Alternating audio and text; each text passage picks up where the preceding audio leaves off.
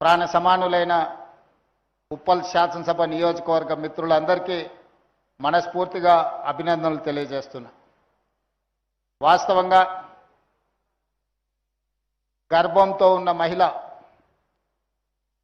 ఆరోగ్యవంతంగా ఉంటే పుట్టబోయే పిల్లలు ఆరోగ్యంతో చురుకుగా జన్మానిస్తారు. వాళ్ళని ఆదుకోవాలి అని ఆనాడు శ్రీమతి ఇందిరాగాంధీ గారి ఆలోచనతోటి ఈ కార్యక్రమాన్ని మొట్టమొదట మహబూబ్ నగర్ జిల్లాలో ప్రారంభించడం జరిగింది. అక్కడి నుండి అంచెలంచెలుగా ఈ సంస్థ ఎదుగుతూ ఈరోజు ఉప్పల్ శాసనసభ నియోజకవర్గ పరిధిలో 21 ఎకరాలలో ఒక పరిశ్రమగా విస్తరించి ఈ నూతన బాలామృత ఉత్పత్తి కేంద్రము తెలంగాణ ఆంధ్రప్రదేశ్కే కాదు చుట్టుపక్కల ఇంకా 4-5 రాష్ట్రాలకు సరఫరా చేసేంతగా ఈరోజు అభివృద్ధి చెందుతుంది. దీనికోసం నిరంతరం కష్టపడుతున్న కార్పొరేషన్ చైర్పర్సన్ అదేవిధంగా అధికారులందరినీ మనస్ఫూర్తిగా నేను ప్రత్యేకంగా అభినందిస్తున్నా. మా ఆడపడుచలు సోదరిమణులు ఇక్కడ ఉన్నారు. ఈ ప్రభుత్వము శ్రీమతి ఇందిరాగాంధీ గారు, శ్రీమతి సోనియా గాంధీ గారు, ఈ తరంలో శ్రీమతి ప్రియాంక గాంధీ గారు, ఇప్పుడు ఈ శాఖకు మంత్రి సీతక్క గారు, అందరూ మహిళలకు ప్రత్యేక స్థానం ఇవ్వడమే కాకుండా మహిళల్ని ఇంట్లో వంట చేసే వాళ్ళుగానే కాకుండా పరిపాలనలో కూడా తమ నైపుణ్యాన్ని తమ యొక్క చతురతను ప్రదర్శించి సమాజ నిర్మాణంలో రాణించగలుగుతారు అని చెప్పి వీళ్ళందరి ప్రస్థానం, వీళ్ళందరి ఆలోచన, పరిపాలన విధానాన్ని చూసినప్పుడు మనందరం కూడా అర్థం చేసుకోవాల్సిన అవసరం ఉంది.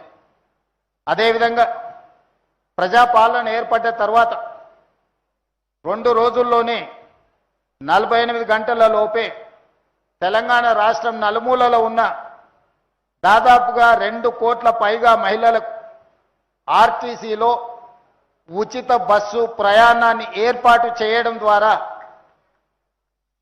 విద్య, ఉద్యోగాలు, ఇతర ఆదాయం కోసం మీరు ఎక్కడికి వెళ్ళి పరిశ్రమలలో పనిచేయాలన్నా ₹1 కూడా బస్సు కిరాయిలు చెల్లించకుండా ఎంత దూరమైనా వెళ్ళి పని చూసుకొని తిరిగి సకాలంలో ఇంటికి చేరుకునే విధంగా మహిళలకు ఆర్టీసీలో బస్సు ఉచిత ప్రయాణాన్ని ఏర్పాటు చేయడం జరిగింది. తద్వారా పనికి వెళ్తున్న మహిళలకు కనీసం నెలకు ఒక ₹10,000 ఆదా అయ్యే పరిస్థితి ఈరోజు రాష్ట్రంలో ఉన్నది. ఇప్పటి వరకు మహిళలకు ఉచితంగా బస్సు ప్రయాణాన్ని ఏర్పాటు చేసినందుకు తెలంగాణ రాష్ట్రం ఆర్టీసీ కార్పొరేషన్కి ₹11,000 కోట్ల చెల్లించడం జరిగింది. అంటే ప్రభుత్వం మీ తరఫున మీ భారాన్ని ప్రభుత్వం ₹11,000 కోట్ల 30 నెలల్లో చెల్లించింది అని అంటే ఎంత మీ పట్ల ఈ ప్రభుత్వం ప్రత్యేక శ్రద్ధ కనబరుస్తుందో దీన్ని బట్టి మీరు అర్థం చేసుకోవాలి. అదేవిధంగా ఈనాడు ఇందిరమ్మ ఇల్లు ఇస్తే మహిళ పేరు మీదనే ఇవ్వాలి. దాదాపుగా 6.5 లక్షలు 7 లక్షల ఇండ్లు ఈరోజు తెలంగాణ రాష్ట్రంలో ఇల్లు నిర్మించుకుంటున్నారంటే ప్రతి ఇల్లు మహిళ పేరు మీదనే ఈనాడు మనం కేటాయించడం జరిగింది. ఇల్లే కాదు, ఇంట్లో 200 యూనిట్లు ఉచిత కరెంటు. అదేవిధంగా గతంలో రేషన్ కార్డు రావాలంటే గగనం ఉండే. ఈరోజు అడిగిన ప్రతి వారికి, అర్హత ఉన్న ప్రతి వారికి రేషన్ కార్డు ఇవ్వడమే కాకుండా 3,28,00,000 తెలంగాణ బిడ్డలకు సన్న బియ్యం 6 కిలోల చొప్పున ఈరోజు రాష్ట్ర ప్రభుత్వం అందిస్తుంది. మా అక్కలు ఇక్కడ ఉన్నారు, అందరు సన్న బియ్యం తెచ్చుకుంటున్నారు కదా, అదే సన్న బియ్యం వండుకుంటున్నాం కదా మనం, అదే మన సంటి పిల్లలకు తినిపిస్తున్నాం కదా. మరి ఒకప్పుడు దొడ్డు బియ్యం వస్తే బర్లకు దానా పెట్టే పరిస్థితి ఉండే గ్రామాలలో. మరి ఇక్కడైతే నాకు తెలియదు హైదరాబాద్లో, కానీ గ్రామాలలో ఆ పరిస్థితి ఉండే. అందుకే ఈరోజు రేషన్ కార్డు కావచ్చు, సన్న బియ్యం కావచ్చు, ఇందిరమ్మ ఇల్లు కావచ్చు, తొందరలోనే హైదరాబాద్ నగరంలో కూడా 1,00,000 ఇందిరమ్మ ఇల్లు కట్టి పేదలకు అందించే కార్యక్రమాన్ని ఈనాడు చేపట్టబోతున్నాం. ఇప్పటి వరకు 4.5 లక్షల ఇండ్లు గ్రామీణ ప్రాంతాలలో కట్టినాం. మరి పట్టణ ప్రాంతాలలో భూమి ధర బంగారానికంటే పిరమైపోయి వజ్రాల ధర వలుకుతుంది ఇవాళ భూమి. ఇవాళ పేదోళ్ళు ఒక గజం ఏదైనా భూమి తీసుకుందామంటే జీవితకాలం కష్టపడ్డా కొనలేని పరిస్థితి ఉంది. అందుకే ఈనాడు ఏ విధంగా పట్టణ ప్రాంతంలో ఉన్న పేదలను ఆదుకోవాలని 1,00,000 ఇందిరమ్మ ఇండ్లను పట్టణ ప్రాంతంలో కట్టి పేదలకు పంచి పెట్టాలి అని ఈరోజు కార్యక్రమాన్ని తీసుకున్నాం. గృహ నిర్మాణ శాఖ మంత్రి నిరంతరం ఆ కార్యక్రమాలను పర్యవేక్షిస్తున్నాడు. అదేవిధంగా ఈరోజు పట్టణ ప్రాంతంలో ఉండే వాళ్ళకు మహిళలకు బస్సులో ఉచిత ప్రయాణమే కాదు, 1000 బస్సులకు యజమానులను ఈరోజు మహిళల్ని చేయడం జరిగింది. 1000 మెగావాట్ల సోలార్ విద్యుత్ ఉత్పత్తి కేంద్రాలను ఇవాళ మహిళలకు ఇచ్చినాం. హైటెక్ సిటీ శిల్పారామం అంటే శ్రీమంతులే ఉండే ప్రాంతం, పెద్ద పెద్ద కంపెనీలు ఉండే ప్రాంతం అని ఇప్పటివరకు మనం అనుకున్నాం.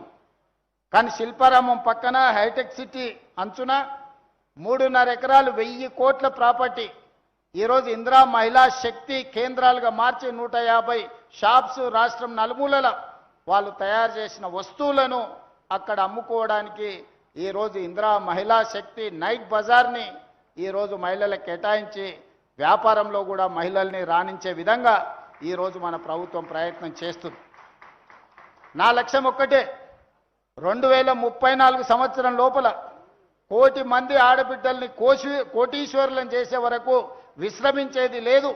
ఈరోజు 1 కోటి మంది ఆడబిడ్డల్ని కోటీశ్వరులను చేయడానికి అన్ని రకాల ప్రణాళికలు, వాళ్ళకు ఉద్యోగ ఉపాధి అవకాశాలే కాకుండా వ్యాపారం చేసుకోవాల్సిన అవసరమైన మెలకువలు కూడా. ఒకప్పుడు రిలయన్స్ వాళ్ళకి పెట్రోల్ బంకులు ఉండేది, అంబానీలు పెట్రోల్ బంకులు నడిపేది. ఈరోజు ఆడబిడ్డలకు పెట్రోల్ బంకుల కోసం స్థలం ఇచ్చి ఈరోజు పెట్రోల్ బంకుల యజమానులను ఆడబిడ్డల్ని చేసినాం. ఈరోజు అద్భుతంగా వాళ్ళు పెట్రోల్ బంకులు నడుపుతున్నారు. అన్ని ప్రభుత్వ కార్యాలయాలు క్యాంటీన్స్ గతంలో ప్రైవేట్ కాంట్రాక్టర్ల దగ్గర ఉండే, ఈనాడు మహిళలకే ఆ క్యాంటీన్లన్నీ ఇచ్చి క్యాంటీన్ల నడిపి ఆర్థికంగా నిలదొక్కునే ఆర్థికంగా ఆడబిడ్డలకి ఈరోజు ఆర్థిక వెసులుబాటు కల్పించినాం. ఈ విధంగా ఒక్కొక్కటిగా 30 నెలల్లో మా సీతక్క 60,000 కోట్ల రూపాయల పైగా ఆడబిడ్డలకు బ్యాంకులతోని లింకేజీ ఇప్పించి దాదాపుగా 2,000 కోట్ల రూపాయలు సున్నా వడ్డీ కోసం బ్యాంకులకు రాష్ట్ర ప్రభుత్వం వడ్డీ చెల్లించి ఈరోజు వ్యాపారాలు మీరు చేసుకునే విధంగా ఐకేపీ కేంద్రాల నుంచి వ్యాపారం మీరు వేగంగా ముందుకు వెళ్ళేటట్టు ఈరోజు ఆడబిడ్డల కోసం అన్ని ప్రయత్నాలు చేస్తున్నాం. అందుకే ఈనాడు ఆడబిడ్డలను ఆర్థికంగా నిలబెట్టడమే కాదు, ఆడబిడ్డలకు పుట్టబోయే బిడ్డలు ఆరోగ్యవంతంగా ఉండాలి. మన పిల్లలు ఆరోగ్యవంతంగా ఉన్నప్పుడే తల్లిదండ్రులకు ఆనందం ఉంటుంది. ఈరోజు అందుకే తల్లి గర్భం దాల్చినప్పటి నుంచి 6 సంవత్సరాలకు పెరిగే వరకు బలవర్ధకమైన పోషకాహారం పిల్లలకి ఇవ్వాలి. ఈరోజు వాళ్ళని ఆదుకోవాలనే ఆలోచనతోని ఈ బాలామృత ఉత్పత్తి కేంద్రాన్ని ఈరోజు ప్రారంభించినాం. 100% న్యూట్రిషన్ ఫుడ్. మీ కార్మిక సంఘం నాయకుడు ఇక్కడనే ఉన్నారు, జనక్ ప్రసాద్ గారు. వారు సింగరేణి కార్మిక సంఘమే కాదు, ఈరోజు టీజే ఫుడ్స్ కార్మిక సంఘానికి కూడా అధ్యక్షుడు ఉన్నాడు. వారికి తెలుసు ఈరోజు ఈ ప్రభుత్వం ఎంత చిత్తశుద్ధితోటి ఈ పిల్లల ఆరోగ్యాన్ని కాపాడడానికి, వీళ్ళే భవిష్యత్ తరాలు, ఈ దేశ భవిష్యత్తు. వీళ్ళ ఆరోగ్యాన్ని కాపాడినప్పుడు వీళ్ళను సొంత కాళ్ళ మీద నిలబడే విధంగా రాష్ట్ర ప్రభుత్వం తీర్చిదిద్దినప్పుడే నిజమైన తెలంగాణ, అభివృద్ధి చెందిన తెలంగాణ, ఆరోగ్యవంతమైన తెలంగాణగా మనం అవతరిస్తాం. అందుకే ఈనాడు ఈ పిల్లల కోసం ఒక మంచి కార్యక్రమాన్ని మా కార్పొరేషన్ అందరూ కలిసి ఇంత మంచి కార్యక్రమాన్ని ఏర్పాటు చేసినారు. దీన్ని ఇంకా పాఠశాలల్లో గతంలో నర్సరీ కానీ, ఎల్కేజీ కానీ, యూకేజీ కానీ ప్రభుత్వ పాఠశాలల్లో లేదు. ముఖ్యంగా పట్టణాల్లో వలస వచ్చి పనులు చేసుకునే వాళ్ళ పిల్లలు చదువుకోవాలంటే ప్రైవేట్ స్కూళ్ళకు పంపించాల్సిన పరిస్థితి. వేలకు వేలు, లక్షలకు లక్షలు ఫీజులు కట్టలేక సంపాదించినంత మొత్తం తల్లిదండ్రుల కష్టమంతా అయితే విద్యకు లేకపోతే వైద్యానికి ఖర్చు పెట్టుకునే పరిస్థితి. అందుకే ఆలోచన చేసి ఈరోజు నర్సరీ నుంచి 12th క్లాస్ వరకు నాణ్యమైన విద్యను అందించడమే కాకుండా పొద్దున్నే లేచి పరిశ్రమలలో పనిచేసే తల్లులు పనికి వెళ్ళిపోతారు. పిల్లలకు భోజనం పెట్టే పరిస్థితి ఉండదు, పాలు ఇచ్చే పరిస్థితి ఉండదు ఆర్థికంగా.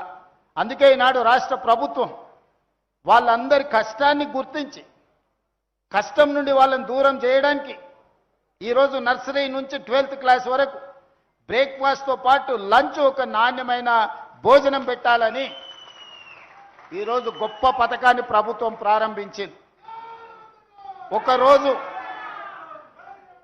ఒకరోజు పాలు, ఒకరోజు రాగి జావ, ఇంకొక రోజు ఇడ్లీ, ఇంకొక రోజు వడ, ఇంకొక రోజు పూరి.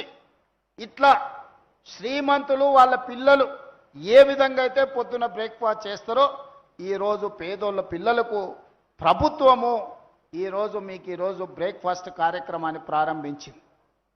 పిల్లలు స్కూల్కి వచ్చి ఆకలితో కడుపుతో ఉంటే టీచర్లు ఏం చదువు చెప్పినా పిల్లలకు ఆలోచనలకు తట్టదు. కడుపులో ఆకలి ఉంటే చదువు తలకెక్కదు. కానీ తల్లిదండ్రులకేం పొద్దున్నే లేచి ఉద్యోగానికి వెళ్ళాలి. తల్లులు బయటికి వెళ్ళి పని చేయలేకపోతే కుటుంబం గడవడం పరిస్థితి కష్టం. ఇంటి కిరాయిలు, ఇంటి అవసరాలు, ఒక్కొక్కసారి ఇంటి అయిన సాయంత్రం చేసుకునే దావతులు, ఇవన్నీ కూడా కుటుంబ భారం అంతా మహిళ మీదనే పడే పరిస్థితి. మా అక్క నవ్వుతుందాడ, నిజమే కదమ్మా నేను చెప్పింది. ఇంటి ఆయన జేబులో నగదు ఉంటే పోయి బెల్ట్ షాప్కి ఇచ్చొస్తాడు.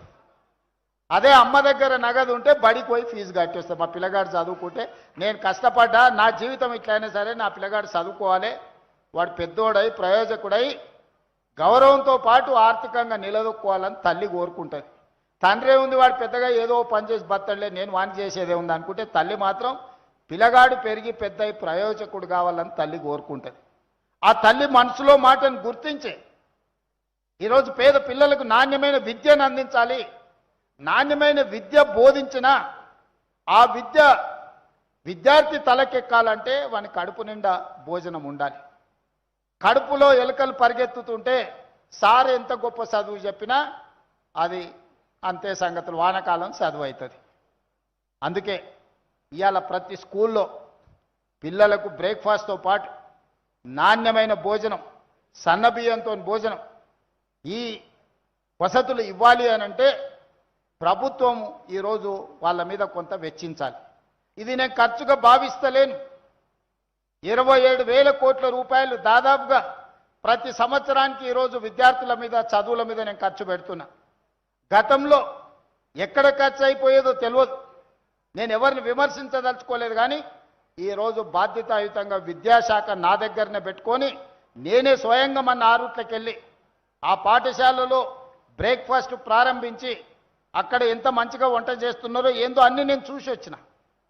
నిరంతరం కలెక్టర్లను, ఎస్పీలను ప్రభుత్వ పాఠశాలకు వెళ్ళి ఆ స్కూల్లో నాస్టా చేయండి, ఎక్కడైనా నాణ్యత లోపం ఉంటే తక్షణమే చర్యలు తీసుకోండి అని చెప్పిన.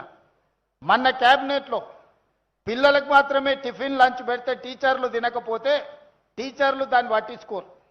అందుకే 1,25,000 మంది టీచర్లకు మీరు కూడా టిఫిన్ నా లంచ్ అక్కడనే చేయాలని వాళ్ళకు కూడా ఇప్పుడు నిధులు ఇవ్వడమే కాకుండా చట్టం చేసిన. ఎప్పుడైతే సార్ అక్కడ టిఫిన్ తింటాడో, సార్ అక్కడ లంచ్ చేస్తాడో పిల్లలకు పెట్టే భోజనం ఎట్లుందో సార్కు రుచి తెలుస్తుంది. సార్కు రుచి తెలిసినాక ముఖ్యంగా మహిళా టీచర్లే ఎక్కువ మంది ఉన్నారు. అమ్మ మనసు ఊరుకుంటుందా వంట బాగలేకపోతే? ఏ పిల్లలైనా తల్లులు తమ పిల్లలాగానే చూస్తారు. కానీ వండిన వంట ఉప్పు కారం చక్కా లేకపోతే ఏ అమ్మ ఊరుకోదు. బల్లో ఆమె టీచర్ ఉండొచ్చు కానీ ఇంటికి పోతే ఆమె కూడా తల్లే కదా. అందుకే ఆ వంటను సరిదిద్ది పిల్లలకు మంచి భోజనం పెట్టేటట్టు, మంచి నాష్ట పెట్టేటట్టు ఉండాలి అనంటే ముందు టీచర్లను కూడా అక్కడనే తినేటట్టు చేయాలని ఆలోచన చేసి టీచర్లకు ప్రతిరోజు బ్రేక్ఫాస్ట్ అండ్ లంచ్ స్కూళ్ళలో